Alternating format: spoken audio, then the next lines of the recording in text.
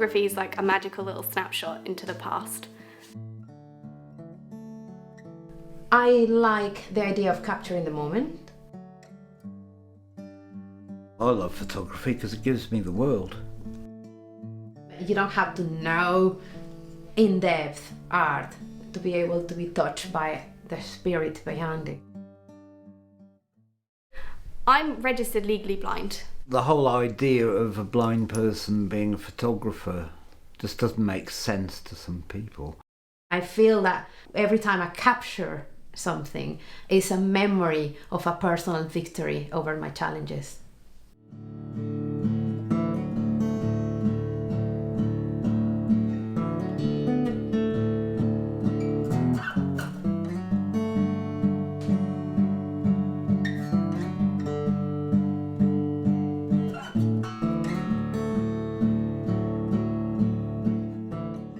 My name's Hattie. I'm a maths PhD student. I really like to go out and take photos in my spare time. Photography to me started out as a way to try and understand my sight. I wasn't sure what I could see.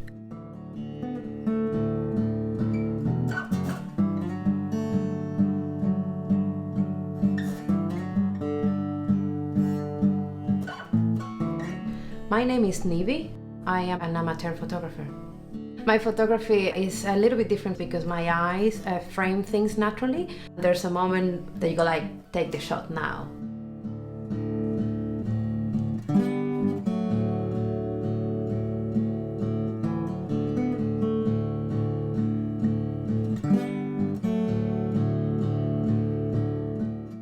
My name's Vince Thacker and I'm a photographer.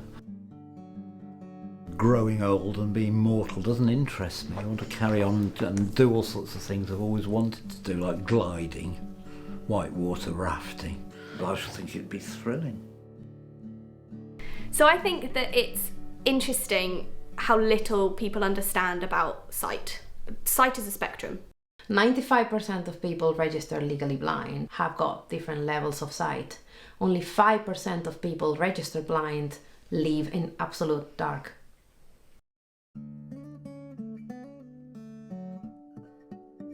Sometimes photography can give you a nice surprise. You can take a picture of something and when you get it home and look at it again, you realise that there are things in the photo that you didn't see were there. Because the camera sees better than me and there's more visual field in the camera than in my eyes. It's amazing how you can walk about in your familiar environment and not really take any notice of it. You're walking past 1,000 photo opportunities a day. I'm visually impaired, not completely blind. So although my sight might not be the same, it still works enough that it's worth me looking down a lens. People can treat you differently, and I would rather people got to know the other side of me before they understood what I can and can't see. IMG 2021. IMG 2023.jpg graphic check. IMG 2026. IMG 2025.jpg graphic checked. IMG 2026.jpg graphic check. IMG 2028.jpg graphic checked. I started losing my sight from birth onwards and then it got progressively worse. It's hard for me to recognise people. Details of faces are surprisingly complicated things. I've got a guide dog, his name's Zim. Photography would be a lot more difficult without him, simply because he opens up the whole world for me.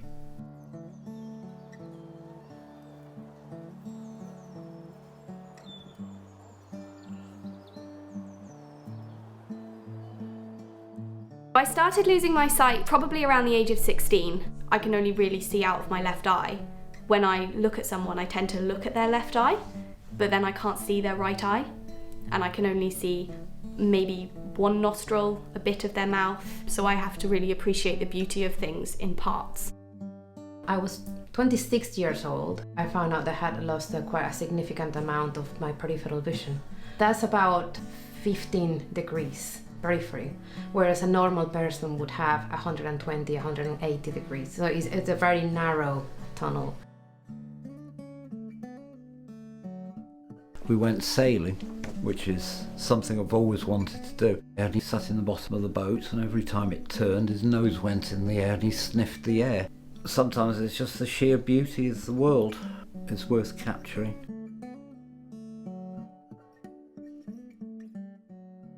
This photo is called the 4 a.m. project, and the 4 a.m. project is basically people getting out and taking photos at that time of the morning. It was a challenge because my night vision isn't great, but it didn't stop me from getting out there. And this photo is a bit of an accident. I was looking at the shadows of the trees behind this bench, but I forgot that my camera was on auto and it flashed. So instead of taking the shades of the trees behind, it captured the mist. It was a very misty November night. I'm not gonna stop going out and doing things in the evening just because I can't see very well.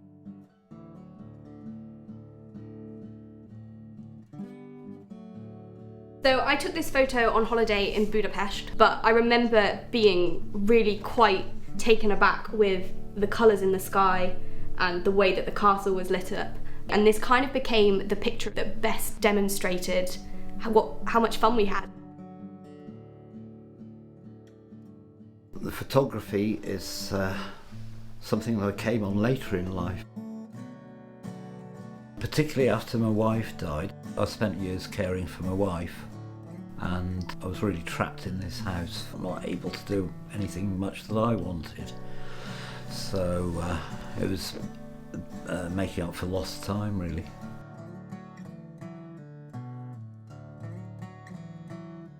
In the last year, it has sped up a bit and it has started affecting a little bit my central vision. Being told that my sight was gonna change was like, okay, you either do something now or in a few years' time, you are really not gonna have the chance.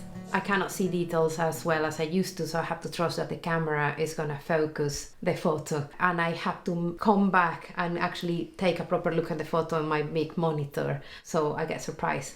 There are details that I didn't see. I think in that way it works as art therapy because it enables me to focus on the positive.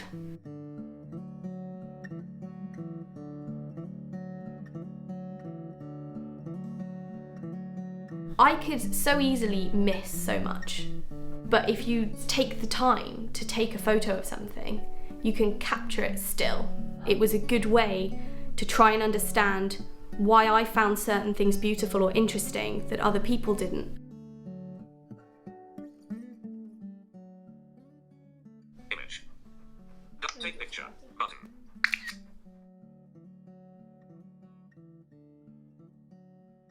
Photography is a way for me to see the world in a way that I couldn't before. If I'm out in public taking photos, I will often have my cane with me. But this can obviously be quite an interesting spectacle if I also have a camera in my hand. I often get looked at, I think. I think it was quite important for myself to prove that I can carry on doing it because I enjoy it. So I haven't lost as much thanks to photography. I can appreciate the world more. With a conventionally shaped camera, I can make sure it's straight with the horizon by holding it against my forehead and clicking the button like that. I've found out to be a practical way around using the viewfinder.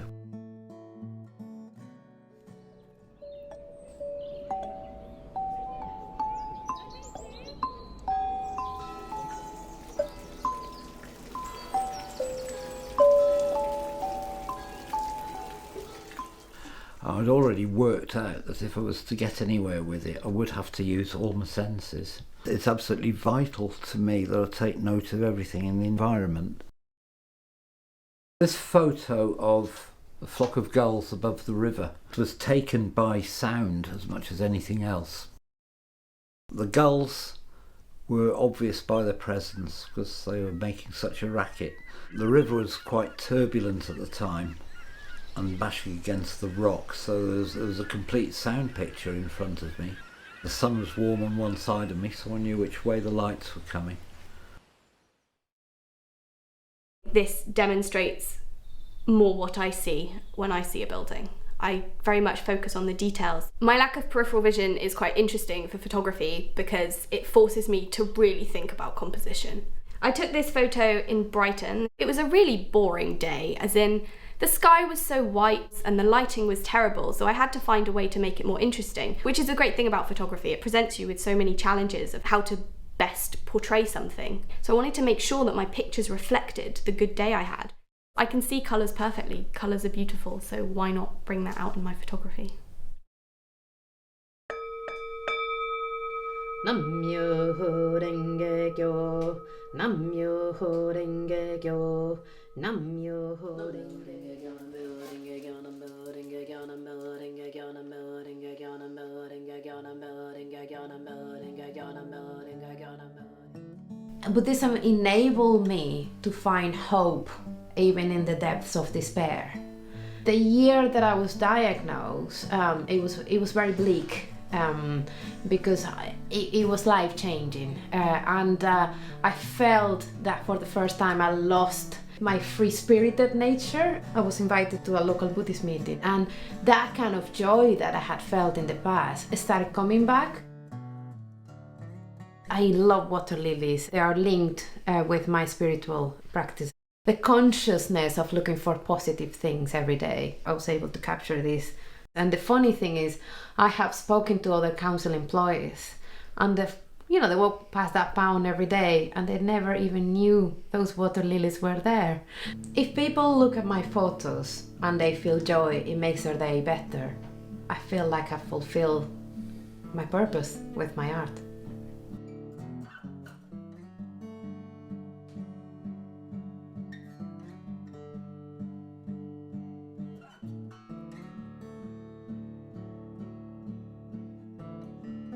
It doesn't define me. It's not such a big part of my life that I feel I need to introduce myself as the blind girl. Losing your sight isn't the worst thing that could possibly happen to you. You can still take photographs. I'd rather people judge me by my photos than by the fact that I'm visually impaired. Sight won't hold me back from any of these activities. So I would like my photography to be considered on equal merits with a normally sighted person. Somebody is not a blonde photographer. They're just a photographer who happens to have a particular color of hair. In my case, I enjoy photography and I have to have a particular challenge with my sight. I don't want to be known as a blind photographer.